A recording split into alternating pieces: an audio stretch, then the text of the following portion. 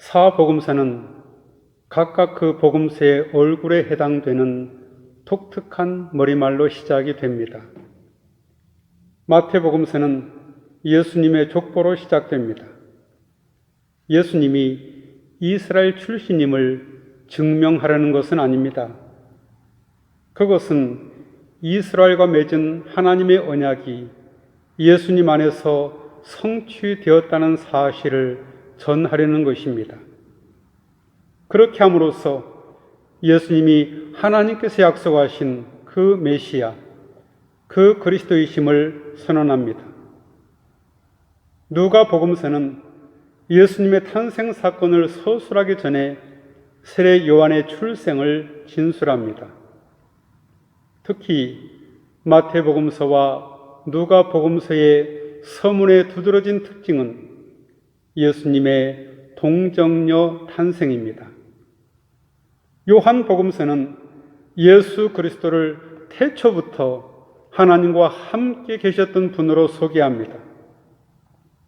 그분은 하나님과 한 분이신 말씀이셨습니다. 이에 비해서 마가복음서는 예수님을 한마디로 이렇게 요약하고 있습니다.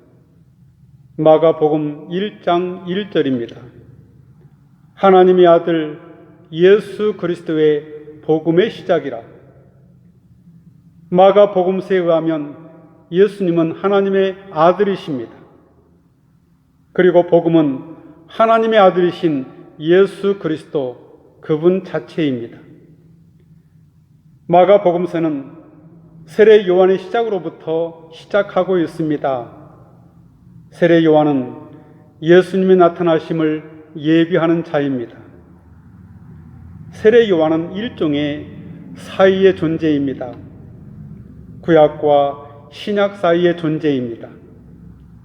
사이의 존재는 두 세계 사이에 맞닿아 있습니다. 그래서 세례 요한은 구약의 옛 세계의 종언을 고합니다. 아울러 신약의 새 세계의 열림을 알립니다. 세례 요한이 사람들 앞에 자신을 드러낸 곳은 유대 광야였습니다. 그는 광야에서 외치는 자로 등장합니다. 광야에는 볼만한 것이 없습니다.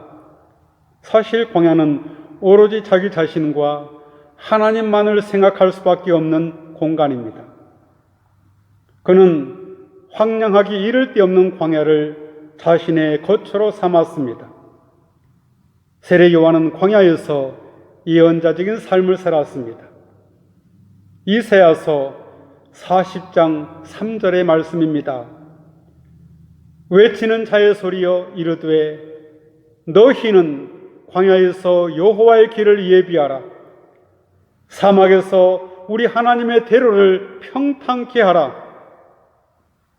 광야는 일찍이 엘리야가 이적을 행하며 승천한 장소로 알려져 있었습니다. 그래서 사람들은 세례 요한에게서 엘리야를 떠올렸습니다. 광야는 또한 하나님의 종말론적인 계시의 장소이기도 합니다. 그래서 마가복음서는 선지자 이사야가 예언한 대로 세례 요한을 광야에 외치는 자의 소리, 주의 오실 길을 예비하는 자와 동일시했습니다. 세례 요한은 주의 오실 길을 준비하는 하나님의 사자로 등장합니다. 말라기 3장 1절의 말씀입니다. 만군의 여호와가 이르노라. 보라, 내가 내 사자를 보내리니 그가 내 앞에서 길을 준비할 것이요. 바로 이 세례 요한이 세상을 향해 외칩니다. 회개하라, 천국이 가까웠느니라.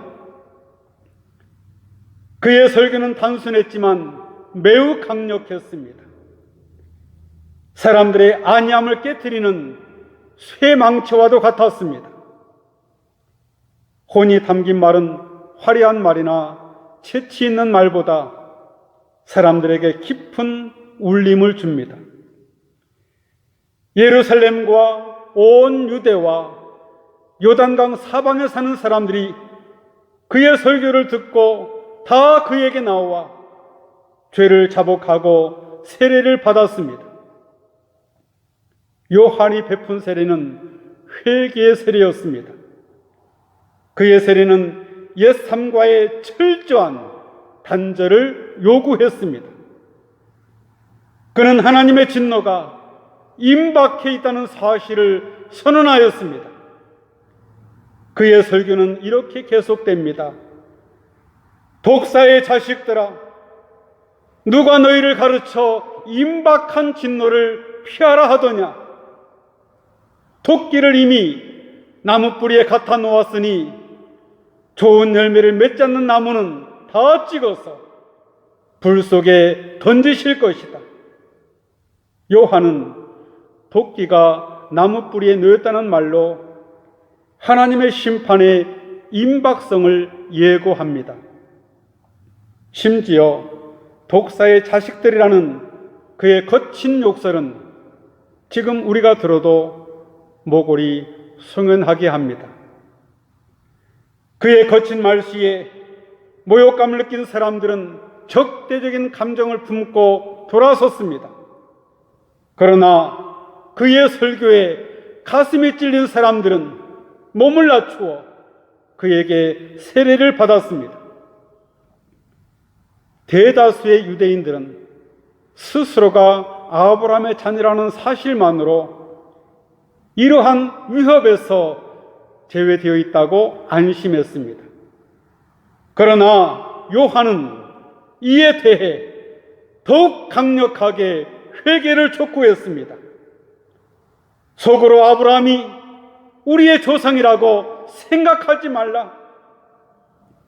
내가 너에게 이르노니 하나님은 능히 이 돌들로도 아브라함의 자손이 되게 하시리라. 요한은 유대인들이 기대고 있던 아브라함의 자손이라는 헛된 자부심에 철퇴를 가했습니다. 하나님의 심판날에 중요한 것은 나무의 종류가 아닙니다. 열매를 맺었느냐입니다. 심판날에 하나님이 요구하시는 것은 좋은 열매입니다. 그래서 세례 요한은 그러므로 회개에 합당한 열매를 맺으라고 합니다. 그런데 좋은 열매를 맺기 위해서는 회개가 필수적입니다. 그럼 회개란 무엇일까요? 회개란 하나님을 향한 삶의 방향 전환을 뜻합니다. 단순히 윤리적인 개선이 아니라 하나님을 향한 마음과 행위의 전환을 말합니다. 따라서 회개 세례는 그 회개가 하나님 앞에 받아들여졌고 다가올 심판에서 구원을 받았다는 확신을 줍니다. 세례 요한이 베푼 세례는 곧 예수님의 길을 예비하는 것이 되었습니다. 이는 하나님의 종말의 때가 가까이 왔다는 증거입니다. 오실 자이신 예수님이 가까이 왔다는 증거입니다. 요한은 말합니다. 나보다 능력이 많으신 분이 내 뒤에 오신다. 성령의 능력을 지니신 분이 자기 뒤에 오신다고 선포합니다.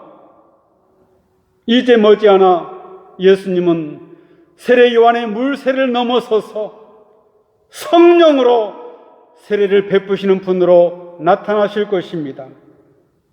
여기에 요한의 중요성이 있습니다. 세례 요한은 참 아름다운 사람입니다. 그는 자신의 한계와 역할을 정확히 알고 있었습니다. 그의 선포는 낡은 것들을 부수고 무뎌진 사람들의 마음을 흔들어 깨웠습니다. 하지만 그는 자신이 사람들의 영혼을 새롭게 빚어낼 수 없다는 사실을 잘 알고 있었습니다. 그러하기에 그는 손에 키를 들고 타작마당을 깨끗이 하여 알곡은 곳간에 모아들이고 쭉정이는 꺼지지 않는 불에 태우실 분을 기다렸습니다. 그분이 바로 성령과 불로 세례를 베푸실 주님이십니다.